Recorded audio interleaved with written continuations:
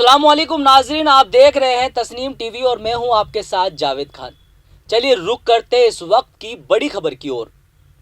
आदाब नाजरीन और हाजरीन, मैं हूं आपकी होस्ट डॉक्टर जीनत कैफी और आप देख रहे हैं तस्नीम टीवी। हम यहां आज बीजेपी दफ्तर में खड़े हैं और यहां एक छोटा सा प्रोग्राम का इनेकाद किया गया है जिसमें बिपिन रावत जो कि शहीद हो गए थे हेलीकॉप्टर क्रैश में, उनको गुलहाए अक़ीदत देने के लिए बीजेपी अक़लियती मुहाज़ के कौमी नायब सदर जनाब मोहम्मद हुसैन साहब हमारे साथ हैं और हम इनसे पूछते हैं कि आज के इस प्रोग्राम का क्या मकसद है।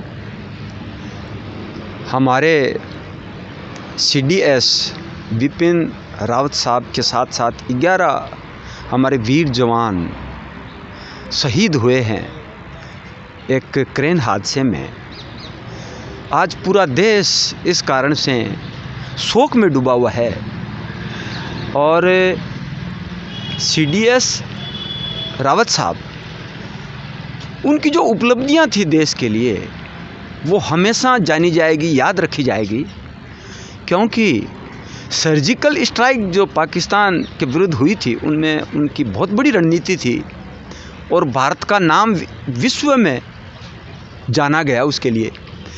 जो चाइना लगातार हरकत करता है भारत के विरुद्ध, चाइना को छकाने के लिए, उनको वहाँ से भगाने के लिए जो रणनीति बनी थी वो विपिन रावत साहब की बड़ी रणनीति थी और उसमें सफलता मिली और चाइना को देश से जो वो कब्जा करने का प्रयास कर रहा था भागना पड़ा। उसके साथ साथ ऊंचाइयों पर जो बर्फ़ की पहाड़ियां हैं वहाँ पर दुश्मन से कैसे लोहा लिया जाए, कैसे दुश्मन को छकाया जाए, कैसे दुश्मन को हराया जाए, इसकी रणनीति बनाने में विपिन रावत साहब की बहुत बड़ी भूमिका हुआ करती थी। उनको बहुत बड़ा एक एक्सपीरियंस था ऊंचाइयों पर दुश्मन से लोहा लेने के लिए, तो उसका देश को लगातार उनका फ़ायदा मिला और आज हमारे बीच में वो नहीं रहे हैं। पूरा देश गनीमत है, पूरा देश शोक में डूबा हुआ है और ये देश के लिए एक बहुत बड़ा नुकसान हुआ है। हम उसकी पूर्ति तो नहीं कर सकते, लेकिन जिस तरीके से देश ने उनको सम्मान दिया है, जिस तरीके से उनको उनकी धर्मपत्नी और हमारे जो 11 सैनिक शहीद हुए हैं उनको देश ने माननीय नरेंद्र मोदी जी के नेतृत्व में सम्मान दिया है, वो एक बहुत बड़ा मनोबल बढ़ाने वाला है हमारे सैनिकों का। ये एक ऐतिहासिक सम्मान उनके लिए है। इसी कड़ी में आज भारतीय जनता पार्टी कार्यालय में भी सभी सैनिकों को, हमारे विपिन रावत साहब को श्रद्धासुमन के साथ साथ उनको श्रद्धांजलि अर्पित की जा रही है। सभी भारतीय जनता पार्टी कार्यकर्ता यहाँ आए और उनको श्रद्धांजलि अर्पित की है।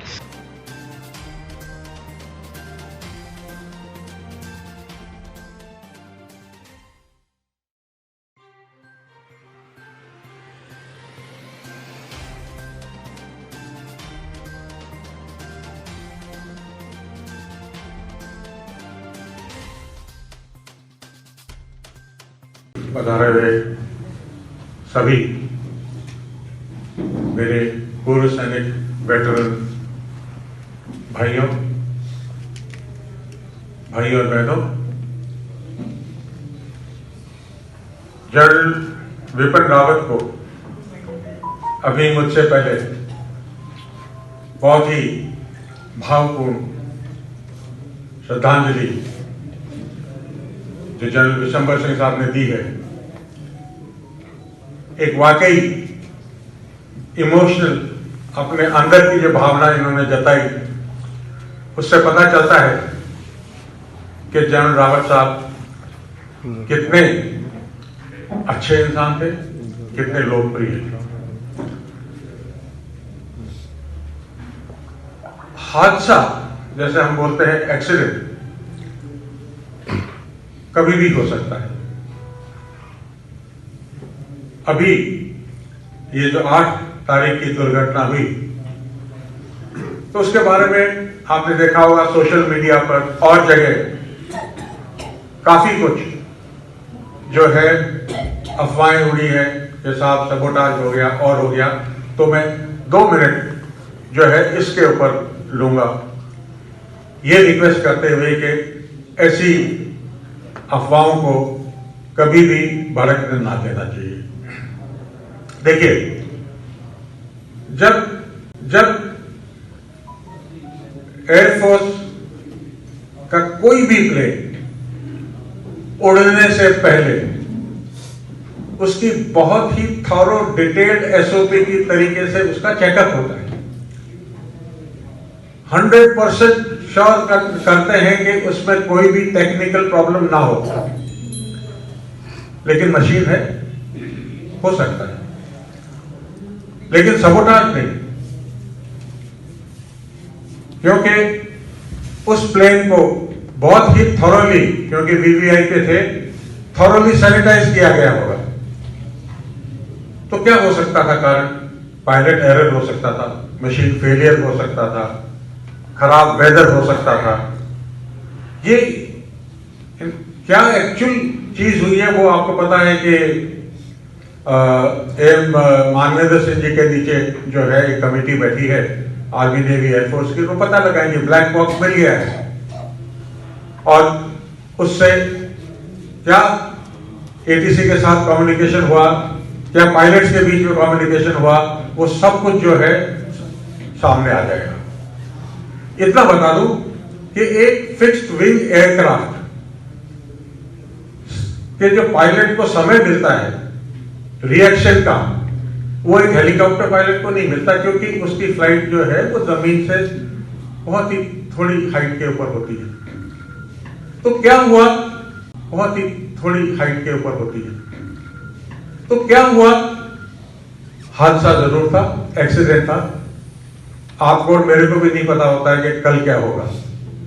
तो ये होना था, बहुत दुखद, बहुत ही दुखद बात है। जनरल रावत साहब के कैरियर के बारे में तो आप लोगों को ऑलरेडी बता दिया, उनकी पर्सनालिटी के बारे में आपको बता दिया, लेकिन मैं कुछ समय लूंगा उनके कैरेक्टर के बारे में बता दीजिए। हमारे आर्मी में लीडरशिप क्वालिटीज में जब करेज की बात करते हैं तो दो टाइप के करेज की बात होती है। फिजिकल करेज, हथियार लिया, बंदूक लिया, दुश्मन को मार दिया, दुश्मन से लड़ा, हैंड टू हैंड फाइट किया, डरा नहीं, ये तो हो गया फिजिकल करेज, जो कि जनरल साहब ने कहा, इसीलिए उनको जो है वो सेना मेडल, युद्ध सेवा मेडल, ये मेडल मिले हुए। तो आखिर उनके अंदर ये क्वालिटीज थी। लेकिन मैं समझता हूं कि जो दूसरी करेज की क्वालिटी होती है वो होती है मॉरल करेज। मॉरल करेज की जब बात करें तो जनरल रावत साहब के अंदर एक ऐसी खूबी थी कि वो सच को सच बोलते थे। जो अपने राजस्थान में बोलते ना, लाला चौबड़ी नहीं आती थी उनको, खड़ी बात बोलते। उससे क्या लोगों को बुरा लगता था। मॉरल करेज की जब बात करें तो जनरल रावत साहब के अंदर एक ऐसी खूबी थी कि वो सच को सच बोलते थे। तो फिलहाल इस बड़ी खबर में सिर्फ इतना ही। दूसरी बड़ी खबरों के लिए आप देखते रहिए तस्नीम टीवी और मुझे दीजिए इजाजत। तब तक के लिए अल्लाह हाफिज।